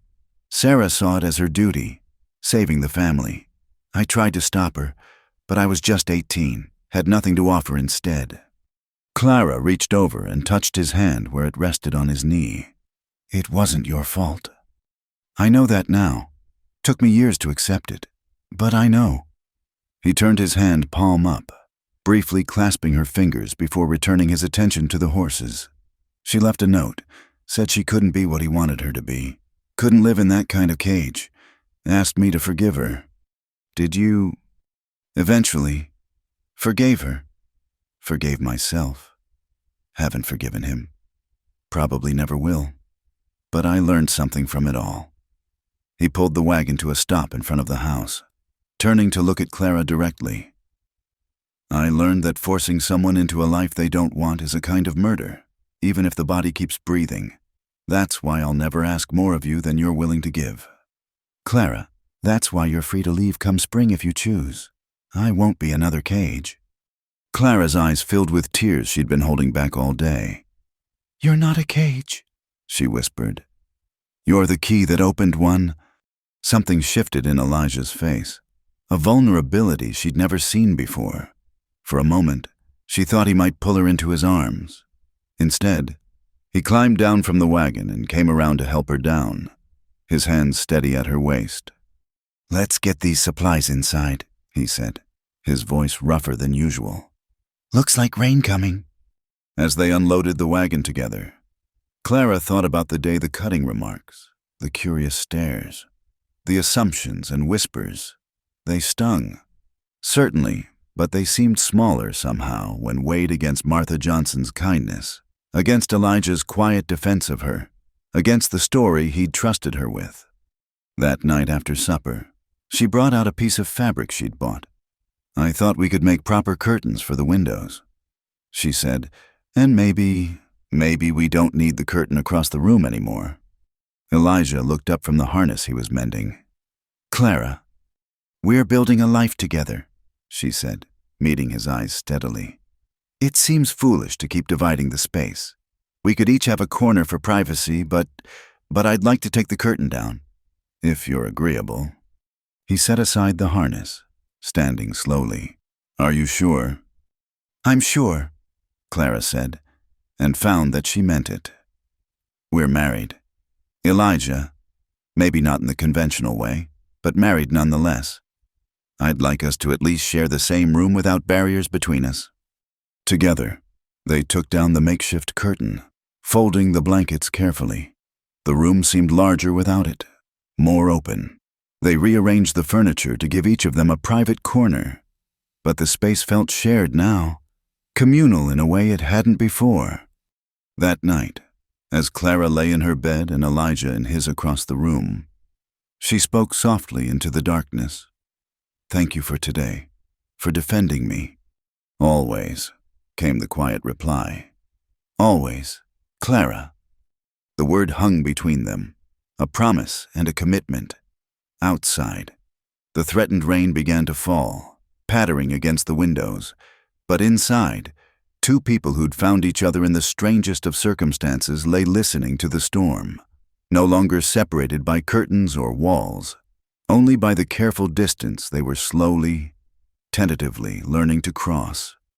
The storm arrived in earnest 3 days later, bringing with it the kind of bone-deep cold that reminded Clara winter was not far off. She woke to howling wind and snow driving sideways past the windows. The world outside transformed into a white blur. Elijah was already up, stoking the fire and checking the windows for drafts. Looks like we're in for a big one, he said when he saw her stirring. Early for this kind of snow, but not unheard of. Clara dressed quickly in her warmest clothes, shivering despite the layers. The house, cozy in fair weather, seemed to shrink against the storm's fury. She could hear the walls creaking, feel the floor trembling under the wind's assault. Will the animals be all right? She asked, thinking of the horses and cattle. Moved them to sheltered pastures yesterday when I saw the clouds building. Elijah replied, They've got windbreaks and hay. Nothing to do now but wait it out. By mid-morning, the snow had piled so high against the door they couldn't open it. The windows were nearly blocked, turning the house into a lamp-lit cave. Clara found herself pacing, unused to such enforced confinement. Here, Elijah said, pulling a worn deck of cards from a drawer. Know any card games? They played gin rummy at the kitchen table while the storm raged outside.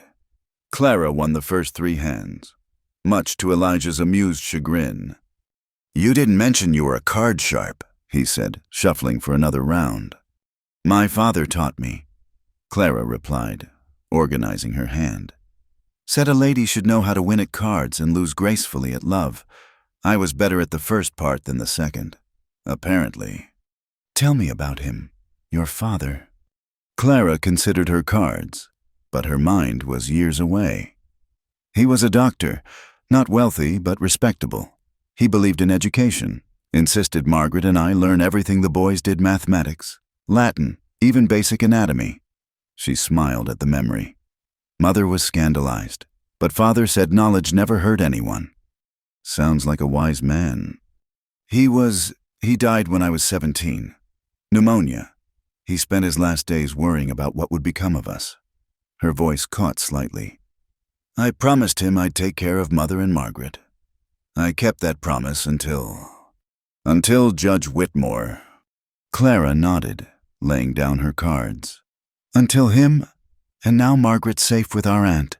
Mother's gone, and I'm here playing cards in a snowbound cabin in Wyoming. Father would never have imagined this. Do you think he'd disapprove? Clara considered this seriously. I think he'd be glad I'm alive. He was practical above all else. Do what you must to survive. Clara, he used to say, but never lose sight of who you are. She looked up at Elijah. What about your parents? Elijah gathered the cards, his movements thoughtful. Father was a dreamer. Always had some scheme that was going to make us rich: gold mining, cattle speculation, you name it. Mother was the practical one. Kept us fed and clothed while he chased phantoms. A fond smile crossed his face. She taught school before she married, probably why she made sure Sarah and I could read and write. Is that where the books come from? Some started collecting them after... He paused, then continued. After Sarah died, figured if I was going to be alone, might as well have good company. They were interrupted by a tremendous crack from outside, followed by a crash that shook the house. Clara jumped, nearly knocking over her coffee cup. Tree branch, Elijah said calmly, though he moved to check the windows. Probably the old cottonwood. Been meaning to trim it back. The wind picked up even more. If such a thing were possible. The house groaned and settled, making sounds Clara had never heard before. Despite Elijah's calm presence, she found herself growing more anxious as the hours passed. Come here, Elijah said finally, moving to the bookshelf. Let's read something. Take our minds off the storm. He selected the volume of Shakespeare, opening to The Tempest with a wry smile. Seems appropriate. They settled in chairs by the fire, and Elijah began to read aloud. His voice was steady and rhythmic, bringing the words to life. Clara found herself caught up in the story, the storm outside fading as Prospero worked his magic on the page. When Elijah's voice grew hoarse, Clara took over, reading Miranda's parts with feeling.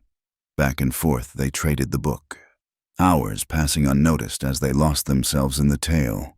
By the time they reached the epilogue, the light outside had faded to nothing, though it was hard to tell day from night in the storm. Now my charms are all o'erthrown, Clara read, and what strength I have's mine own, which is most faint. She paused, struck suddenly by how the words echoed her own situation, her old life overthrown, only her own strength to rely on now. But no, that wasn't quite true anymore. Was it? Clara, Elijah prompted gently. She continued reading, finishing Prospero's plea for freedom. When she closed the book, they sat in comfortable silence, listening to the wind. I should make supper, Clara said eventually. But she didn't move. The fire was warm, the chair comfortable, and Elijah's presence across from her had become something she was reluctant to leave. In a moment, he agreed, also not moving. Then, unexpectedly, he said. "I was terrified that day, at the auction." Clara looked at him in surprise. "You didn't seem terrified. You seemed completely calm." "I learned long ago to hide fear, but when I saw you up there, when I heard them bidding..." He stared into the fire. All I could think of was Sarah. How no one had stepped forward for her. How I'd failed her. I couldn't fail again. "You didn't fail her. Elijah, you were barely grown yourself." "I know, but knowledge and feeling aren't always the same thing." He met her eyes. "When I said I'd marry you, I didn't have a plan. Just knew I had to get you away from there, make sure you were safe. Legal wife seemed the surest protection I could offer." "And now?" Clara asked softly. "What do you feel now?" The wind howled louder, rattling the windows. The lamp flame flickered, casting dancing shadows on the walls. Elijah leaned forward, his elbows on his knees, looking at her with an intensity that made her breath catch. "Now I think maybe I was the one being saved," he said quietly. Before Clara could respond, another crash sounded from outside, this one closer and more violent. The whole house shuddered. Elijah was on his feet instantly, grabbing the lantern. "Stay here," he commanded, but Clara followed him to the window. Through the swirling snow, they could just make out that part of the barn roof had torn loose, flapping like a giant bird in the wind. "The horses," Clara gasped, "are in the lean-to on the other side," Elijah assured her. "But I need to secure that before it tears the whole roof off." "You can't go out in this." "Have to. Won't take long." He was already pulling on his heavy coat, wrapping a scarf around his face. "Keep the fire going. I'll be back soon." "Elijah, please." He paused at the door, looking back at her. "I'll be careful. Promise." Then he was gone, swallowed by the white fury outside. Clara pressed her face to the window, trying to see him, but the snow made it impossible. She could hear banging from the direction of the barn, hoped it was him securing the roof and not more damage. Minutes stretched like hours. The fire crackled, the wind howled, and Clara paced the small space like a caged animal. She thought of all the things that could go wrong, him slipping on ice, being struck by debris, getting lost in the whiteout conditions. This land that had given her sanctuary could just as easily take away the man who'd provided it. When the door finally burst open, bringing a blast of snow and cold, Clara nearly sobbed with relief. Elijah stumbled in, covered in snow from head to foot, ice in his beard, his face red with cold. "Got it secured," he said through chattering teeth. "Should hold now." Clara helped him out of his frozen coat, pulled off his boots, pushed him toward the fire. His hands were so cold they'd gone white, and she rubbed them between her own, trying to bring back warmth. "You frightened me," she said, her voice shaking. Don't do that again." "Had to," he said simply, but his eyes were soft as he looked at her. "Couldn't let the barn go. Too much depends on it." She continued rubbing his hands, feeling life slowly return to them. Without thinking, she raised them to her lips, breathing warm air across his frozen fingers. She felt him go very still. "Clara," he said, her name a question and a prayer. She looked up at him, seeing in his eyes the same longing she felt, the same careful hope. The storm had stripped away pretense, leaving only truth, two people who'd found each other through catastrophe, who'd built something fragile and precious in this small house on the prairie. "Your hands are like ice," she said, still holding them. "Not anymore," he replied softly.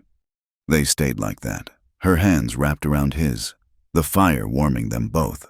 Outside, the storm continued its assault, but inside, in their circle of lamplight and warmth, something had shifted. The careful distance they'd maintained was closing, melted by necessity, and something deeper. "We should eat," Clara said eventually, though she didn't release his hands.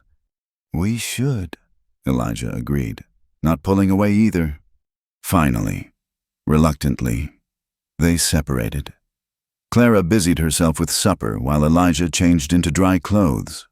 But the awareness remained, electric as the storm outside.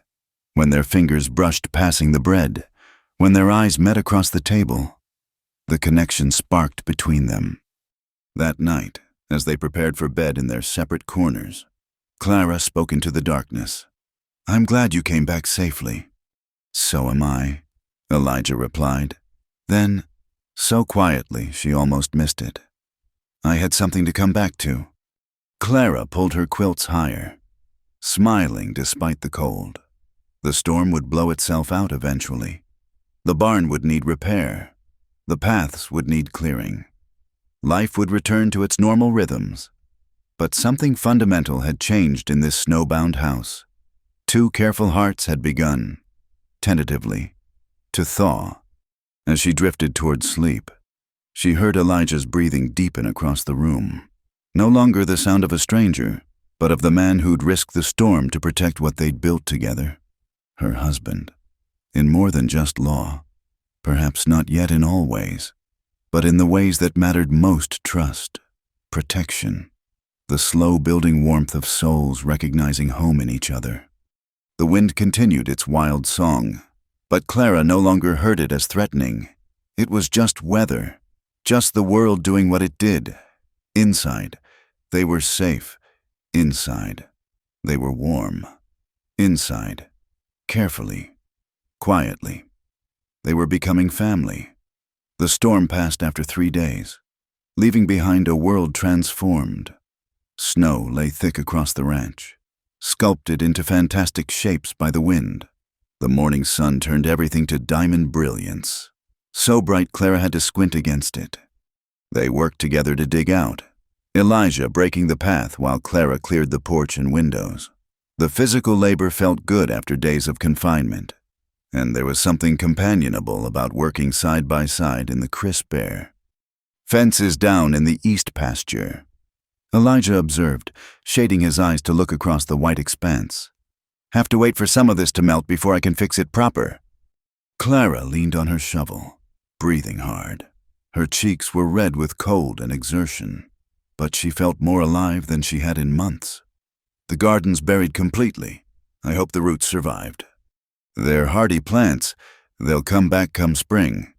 He paused, then added quietly, "Most things do, given time and care." That evening, after the chores were done and supper cleared away, they sat by the fire as had become their custom. But something was different now. The careful space between them had shrunk during the storm, and neither seemed inclined to restore it. "I've been thinking," Clara said, setting aside her mending, "about what you said during the storm, about being saved." Elijah looked up from the harness he was repairing. "Oh, you saved me from that platform, from a fate I couldn't bear to imagine. But I think—" She paused, choosing her words carefully. "I think we might have saved each other. You from your solitude, me from my circumstances. Neither of us expected this, but here we are." "Here we are," he agreed softly. Clara stood, moving to the window where moonlight turned the snow-covered ranch into something from a fairy tale. "I need to tell you something, about Judge Whitmore, about what really happened." "You don't owe me explanations." "Clara." "No, but I want you to know. I want there to be truth between us." She kept her eyes on the landscape outside, finding it easier to speak without looking at him. "He cornered me in the governor's garden during a party, put his hands on me, tried to force his attentions. I fought back, slapped him, screamed for help, but he was a judge, a powerful man. Who would believe a governess over him?" She heard Elijah rise, felt him move closer but not touching, just present. "He destroyed me with lies," she continued. "Said I'd stolen from the Ashfords, that I'd tried to seduce him for money. The trial was a mockery. The Ashfords were traveling in Europe, couldn't speak for me. By the time they returned, I was already gone, shipped west with the other undesirable women." "Clara!" His voice was rough with suppressed anger, not at her. She knew. but at the injustice of it all. She turned to face him. I wanted you to know the truth. Not because I think you doubted me, but because I don't want secrets between us. Not anymore. Elijah reached out, slowly enough that she could pull away if she wished, and touched her face. His thumb brushed across her cheekbone with infinite gentleness. Thank you for trusting me with this, he said. That man, that judge, he's the criminal, not you. What he did, what they all did. It was wrong, evil, even— I know that here. Clara touched her head. But here— She placed her hand over her heart. Sometimes I still feel ashamed, as if I should have done something different, been something different. No. His voice was firm. You survived. You endured what would break most people and came through with your spirit intact. That takes a kind of courage I can only admire. They stood there in the moonlight, his hand still gentle on her face, her eyes searching his. The moment stretched between them, fragile and precious. Clara, Elijah said softly, I need to ask you something. That night, when you suggested we take down the curtain, did you mean it? About building a real life together? Yes, she whispered. I meant it. Because I find myself— He paused, seeming to struggle with the words. I find myself caring for you in ways I didn't expect, not just as someone to protect, but as my wife, true and real. But I promised I wouldn't cage you, wouldn't ask for more than you're willing to give. Clara's heart was beating so hard she was sure he must hear it. What if I'm willing to give more? What if I want to? His other hand came up to frame her face, holding her as if she were something precious and breakable. Are you certain? Because once we cross this line, I don't think I can go back to the way things were. Instead of answering with words, Clara rose up on her toes and pressed her lips to his. The kiss was gentle, tentative, a question more than a statement. Elijah stood frozen for a heartbeat, then responded with a sound that was part sigh, part prayer. When they finally pulled apart, both were breathing unsteadily. Clara's hands had somehow found their way to his chest, feeling his heart race beneath her palms. I've been wanting to do that since the storm, she admitted. I've been wanting it longer than that, Elijah confessed. Since you stood up to Mrs. Langford in town. Maybe since you asked about my books that first day. Clara laughed, a sound of pure joy that surprised them both. We've been quite foolish, haven't we, dancing around each other all these weeks? Careful, Elijah corrected. We've been careful, but maybe it's time to be a little less careful and a little more brave. He kissed her again, deeper this time, and Clara felt something inside her that had been frozen since that night in the governor's garden finally begin to thaw. This wasn't taking or demanding, this was giving and receiving in equal measure. When they broke apart again, Elijah rested his forehead against hers. What now? He asked.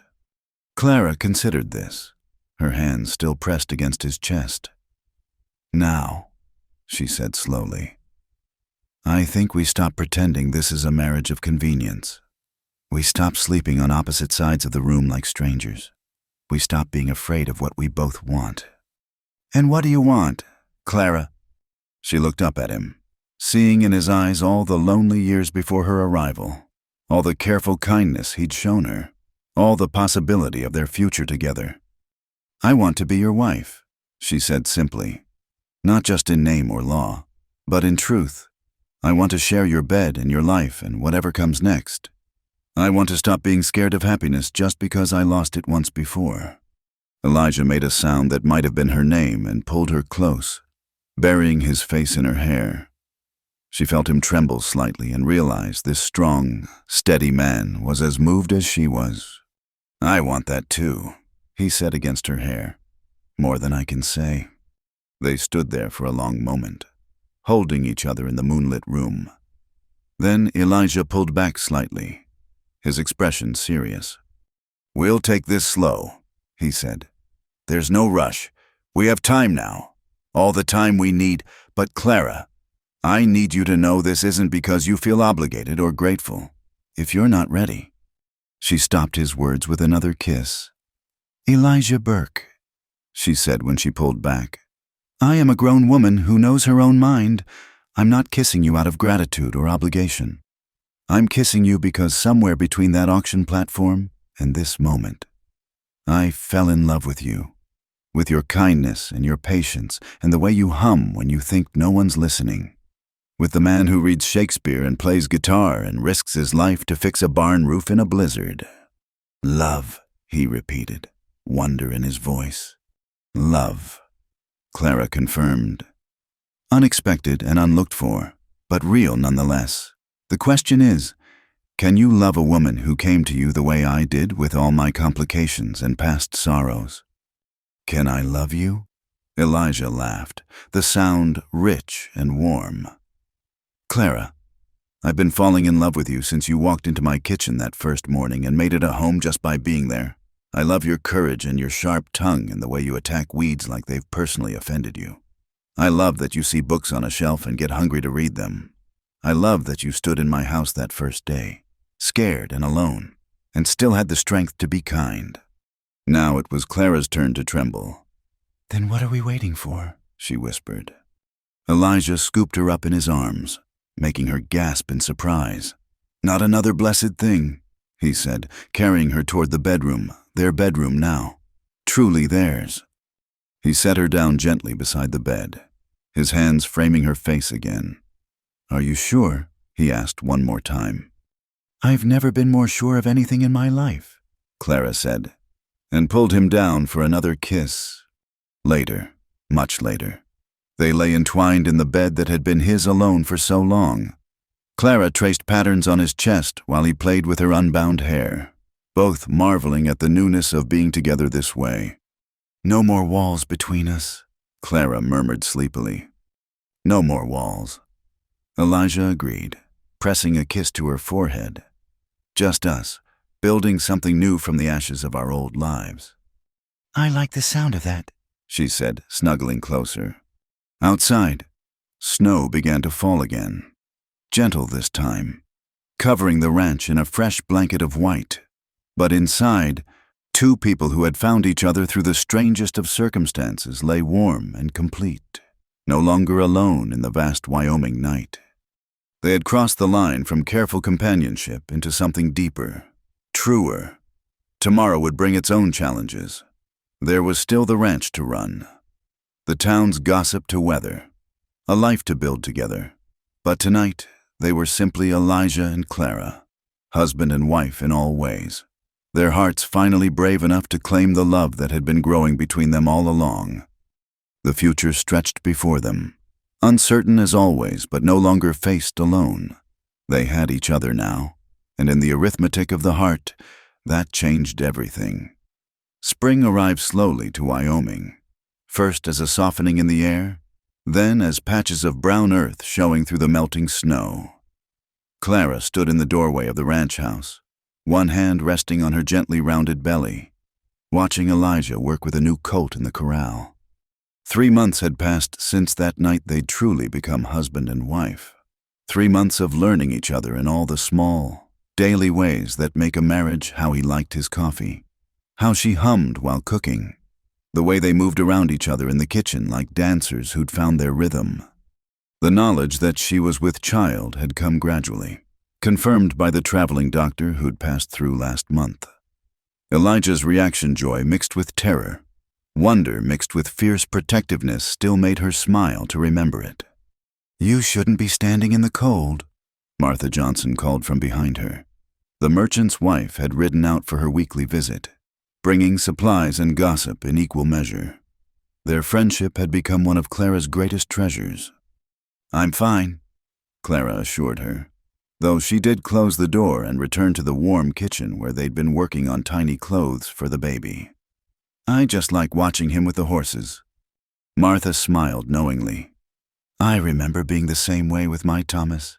Couldn't take my eyes off him when we were newlywed." "We've been married near 6 months now," Clara pointed out, threading her needle. "Still newlyweds in my book, especially considering your unusual beginning." Martha's expression grew more serious. Speaking of which, I should warn you there's been talk in town. Clara's hand stilled. What kind of talk? That Carl Hensley, the one who bothered you in the store, he's been drinking and running his mouth, saying terrible things about how you trapped Elijah, how the baby probably isn't even his. Martha's face flushed with anger. It's all lies and spite, of course. Everyone with sense knows better. Clara set down her sewing, fighting the familiar twist of anxiety in her stomach. What does Mrs. Langford say? Oh, she pretends to be above such gossip, but she's not discouraging it either.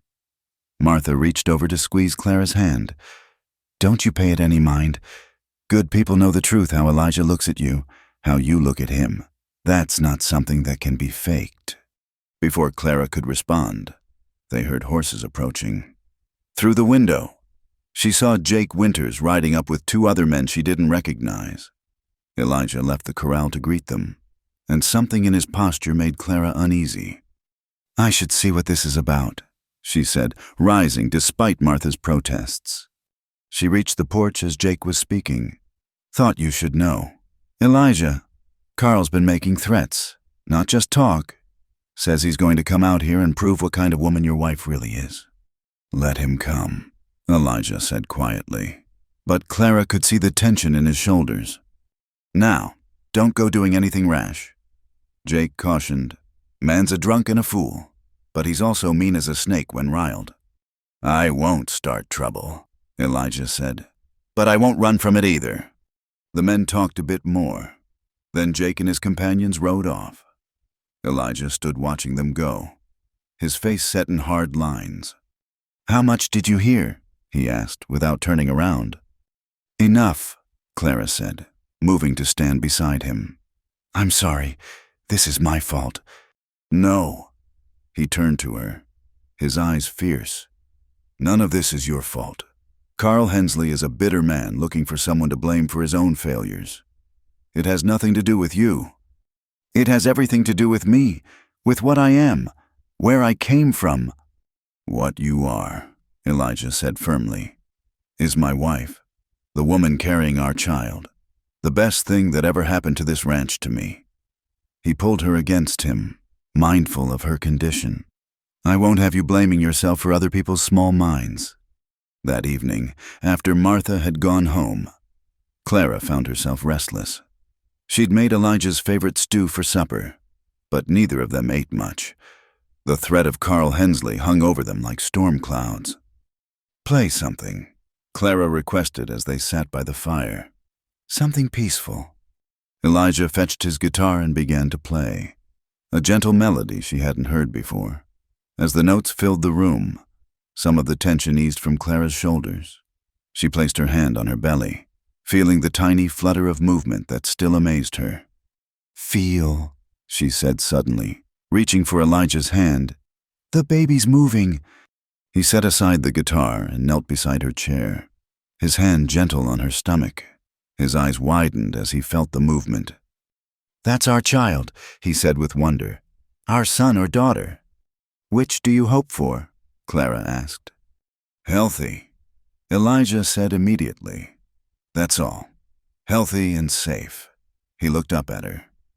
Though a little girl with your eyes would be something to see. Or a boy with your patience. Clara countered. Lord knows he'll need it with me for a mother.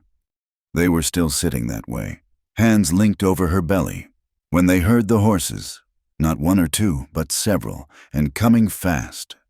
Elijah was on his feet instantly, reaching for the rifle above the fireplace. Stay inside, he ordered. Bar the door behind me. Elijah. Please, Clara, for the baby. She nodded, though everything in her wanted to stand beside him. He kissed her quickly, fiercely, then stepped out onto the porch.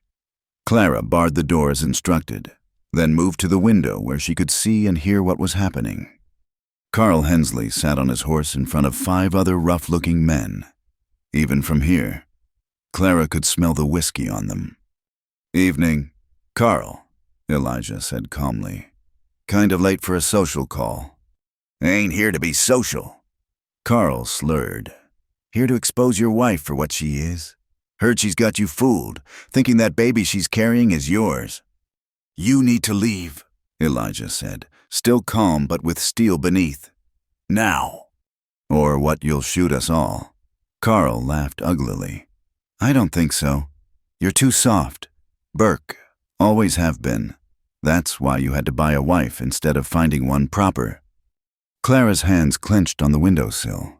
She wanted to scream at them, to defend herself and Elijah. But she forced herself to stay quiet. I'm asking you once more. Elijah said, leave my property. Whatever quarrel you think you have, it's not worth dying over. Who said anything about dying? We just want to see this wife of yours. Have her come out and talk to us. Maybe she can convince us she's respectable after all. Over my dead body. That can be arranged, one of the other men said. And Clara saw hands moving toward guns. What happened next occurred so fast Clara almost missed it. Elijah shifted the rifle and fired into the ground just in front of Carl's horse. The animal reared, nearly throwing him. In the confusion, she heard another horse approaching fast. No, several horses. Jake Winters and 4 other men rode into view, all armed, all looking grim. Evening, boys, Jake said pleasantly. Heard there might be some trouble out this way.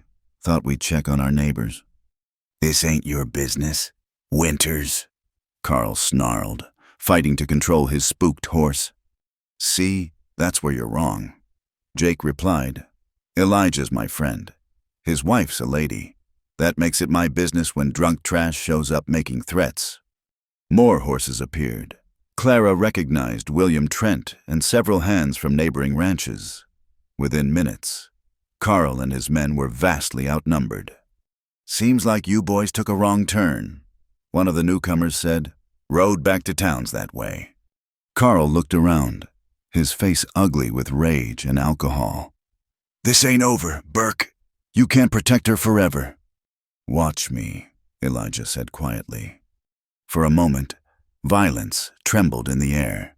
Then Carl spat on the ground and wheeled his horse around. Come on, boys. Ain't worth wasting bullets on. They rode off into the darkness.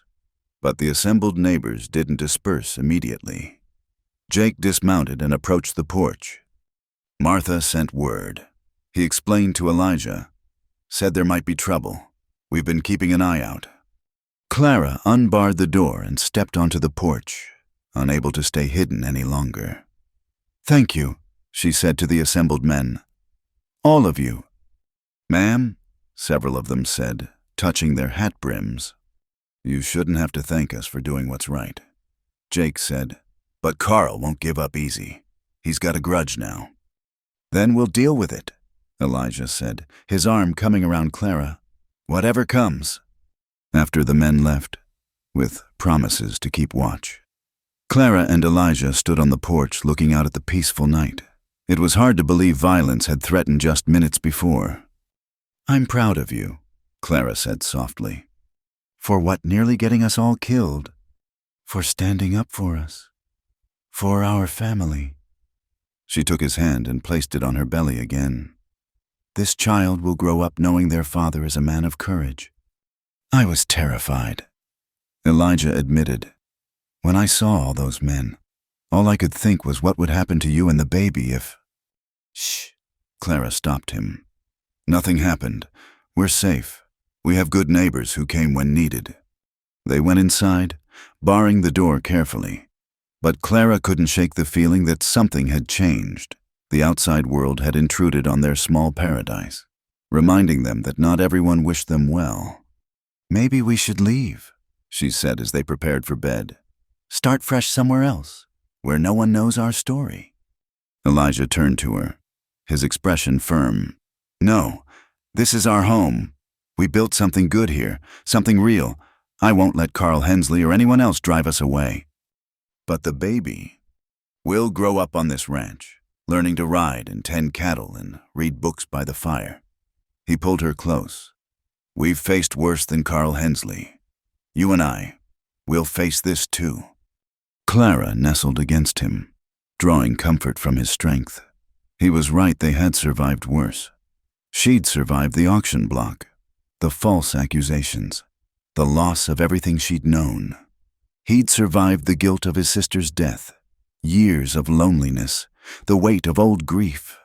Together, they'd built something worth defending.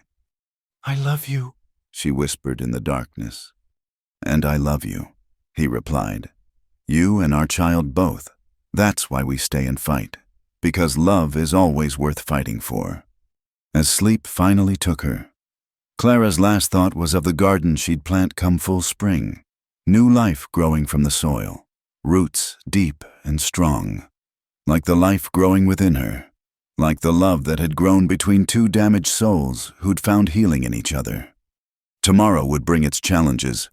Carl Hensley might return, might bring more trouble. But tonight, they were safe in their bed, in their home, surrounded by the evidence of the life they'd built together, the quilts Clara had made, the books they read to each other, the guitar in the corner, the tiny clothes waiting for the baby. It was enough. It was everything. The pain started just before dawn on a clear June morning. Clara had been restless all night, unable to find a comfortable position, and when the first real contraction hit, she knew immediately what it was. "Elijah," she whispered, shaking his shoulder gently. "It's time." He was instantly awake, alert in the way of men who lived close to the land. "The baby." "Yes, you need to fetch Mrs. Patterson." Mrs. Patterson was the closest thing to a midwife in these parts, a widow who'd delivered half the babies in the county. Elijah was already pulling on his boots, his movements quick but careful. "Will you be all right while I'm gone?" "I'll be fine. It's just started. First babies take their time," Mrs. Patterson said. Clara managed to smile despite another contraction rolling through her. "Go. Ride fast." He kissed her forehead, then her lips, his hand lingering on her cheek. "I'll be back before you know it." After he left, Clara rose and moved about the house, knowing movement would help. She'd prepared everything weeks ago: clean linens, water ready to be heated, the wooden cradle Elijah had crafted with such care standing ready by their bed. The sun was fully up by the time she heard horses returning. But it wasn't just Elijah and Mrs.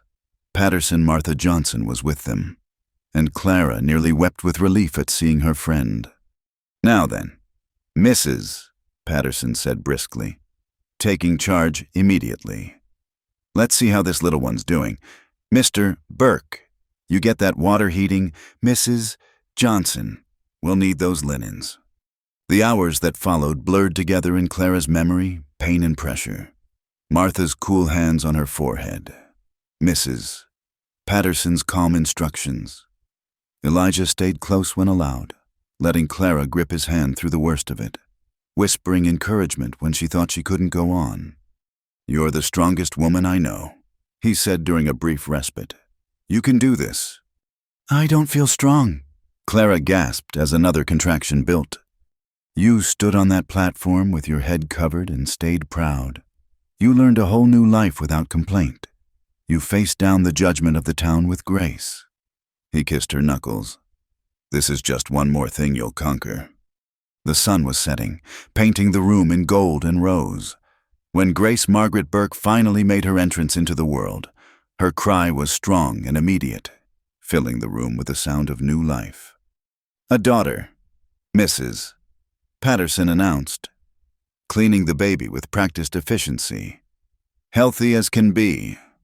Clara reached for her baby with trembling arms, tears streaming down her face as the tiny weight settled against her chest. Grace had wisps of dark hair like her father and a chin that already showed stubborn determination. "She's perfect," Elijah breathed, his own eyes wet as he touched their daughter's tiny fist. "Just perfect." "Grace," Clara murmured. "Because that's what she is, what all of this has been." Martha and Mrs. Patterson bustled about, cleaning up and preparing a meal for the exhausted new mother. But Clara only had eyes for the miracle in her arms and the man beside her who'd made it all possible. "Thank you," she whispered to Elijah. "For what?" "For stopping that day. for seeing me as more than what I appeared to be, for giving us this life." He kissed her temple gently. "You gave me just as much, Clara, more, before you. This was just a house. Now it's a home, a real home with a family in it." Over the next days, neighbors came to visit and meet the new arrival. Even some who'd been cool toward Clara initially brought gifts, preserves, tiny knitted boots, a beautiful quilt from the church ladies. It seemed Grace's arrival had softened hearts, reminding people that new life was always cause for celebration. Jake Winters and his wife Mary came, cooing over the baby and sharing stories of their own children's early days. Will Trent arrived with a wooden toy horse he'd carved himself, blushing furiously when Clara thanked him. One afternoon, as Clara sat in the rocking chair nursing Grace while Elijah worked on ranch accounts nearby, she was struck by the profound ordinariness of the moment. 6 months ago, she'd been standing on an auction platform with a sack over her head, certain her life was over. Now she sat in her own home with her daughter at her breast and her husband nearby, surrounded by the quiet contentment of a life well lived. "What are you thinking?" Elijah asked, noticing her contemplative mood. "About circles," Clara said. "How life moves in them. I was lost, and then found. We were both alone, and now we're a family. Even Carl Hensley, did you hear he left town last week? Got into debt with the wrong people and had to run." Elijah set down his pencil. "Jake told me. Good riddance." Mrs. Langford has been quite civil lately, too. Asked after Grace at the Mercantile yesterday. Even said she'd like to call on us." "Miracles do happen," Elijah said dryly, making Clara laugh. Grace stirred at the sound, making the soft mewing noises that preceded crying. Clara adjusted her position, soothing the baby with practiced ease. She'd taken to motherhood as naturally as she'd taken to everything else in this new life, with determination and growing confidence. "I want her to know her story," Clara said suddenly. "When she's older, I want her to know that her parents found each other in the strangest way. But that love can grow anywhere, even from the rockiest soil. She'll know," Elijah promised. "We'll tell her how brave her mother was, how she faced down fear and made a life from nothing, and how her father was the kind of man who'd pay his last dollar to save a stranger." Clara added, how he gave safety when he could have taken advantage, offered partnership when he could have demanded servitude. They sat in comfortable silence as the light faded outside. Grace had fallen asleep again, her tiny face peaceful against Clara's breast. In the kitchen, a pot of stew simmered for supper, filling the house with savory aromas. The garden outside was thriving, promising good harvest come fall. "I never thanked you properly," Clara said softly.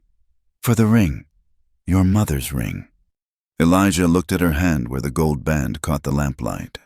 It fit properly now, having been sized by the jeweler in town. "She would have loved you," he said. "Would have loved seeing her ring on the hand of a woman who made her son happy." "Are you happy?" He rose and came to kneel beside the rocking chair, one hand gentle on Grace's downy head, the other covering Clara's free hand. "Happier than I ever thought possible, than I thought I deserved to be." "You deserve all of it," Clara said firmly. "Every bit of happiness this life can offer." That night, as they lay in bed with Grace in her cradle nearby, Clara thought about the journey that had brought them here. The fear and humiliation of the auction platform seemed like something from another lifetime. Even the threat of Carl Hensley had faded like morning mist. What remained was the solid reality of the life they'd built together. "Next year," Elijah said into the darkness, "I'm thinking of adding to the herd, maybe building a bigger barn. If prices stay good, we could even add a room to the house." "For more children?" Clara asked, smiling. "God willing. Grace needs brothers and sisters to play with." "I'd like that." Clara said, "I'd like to fill this house with children and laughter. Make it ring with life the way it was always meant to." "From your lips to God's ears," Elijah murmured, pulling her closer, as if in agreement. Grace made a small sound in her sleep, not quite crying, just announcing her presence. Clara smiled in the darkness, listening to the night sounds of their ranch, the horses in the pasture, the wind in the cottonwoods, the creak of the house settling around them. She thought of that frightened woman on the platform, head covered, hands bound, future uncertain. That woman could never have imagined this moment safe in a warm bed, beside a husband who cherished her, their daughter sleeping peacefully nearby. But maybe that was the point. Maybe you could never see the blessing coming when you were in the midst of the trial. "Elijah," she whispered. Thank you for lifting the sack from my head that day. In more ways than one." She felt him smile against her hair. "Thank you for having the courage to let me." Outside, a nightingale began to sing, its liquid notes carrying across the prairie. Grace stirred again, and Clara rose to tend to her, moving with the easy confidence of a woman who'd found her place in the world. As she lifted her daughter and settled back into the rocking chair, Elijah lit a lamp, creating a circle of warm light in the darkness. This was her life now, not the one she'd planned or dreamed, but the one she'd been given. And looking at her husband's gentle face in the lamplight, feeling her daughter's warm weight in her arms, Clara knew with bone-deep certainty that she wouldn't trade it for all the comfortable lives in Boston. Love had found her in the unlikeliest place, grown in the unlikeliest circumstances, and like the hardy plants in her garden, it had put down roots so deep that nothing, not gossip, not threats, not the memory of past sorrows could tear it loose. Grace finished nursing, and Clara returned her to the cradle, pausing to brush a kiss across the tiny forehead. Then she returned to bed, to Elijah's waiting arms, to the life they continued to build day by day, season by season. "I love you," she whispered, as she did every night now. "And I love you," he replied, as he always did. Today, tomorrow, and all the days after. The nightingale sang on, and slowly the ranch settled into sleep. But even in dreams, Clara smiled, her hand reaching unconsciously for Elijah's, their fingers intertwining as naturally as their lives had become entwined. What had begun with a desperate bid on an auction platform had become something neither could have imagined: a true partnership, a real family, a love story written not in grand gestures, but in small daily choices to care for each other. And in her cradle, Grace slept on, blessed and protected, the living proof that sometimes the greatest gifts come wrapped in the strangest packages, delivered by the hands of fate when we least expect them. She would grow up knowing she was loved, wanted, cherished, the daughter of a woman who'd survived the worst life could offer, and a man who'd had the courage to see past circumstances to the person beneath. It was, Clara thought as sleep finally claimed her, more than enough. It was everything. Thank you so much for listening to this story. I'd love to hear where you're listening from. Please share your location in the comments below so we can connect and share our thoughts about Clara and Elijah's journey. If you enjoyed this tale from the Old West, please subscribe to Wild West Stories 1850 like this video, and don't forget to hit the hype button to help more people discover this story. Your support means everything.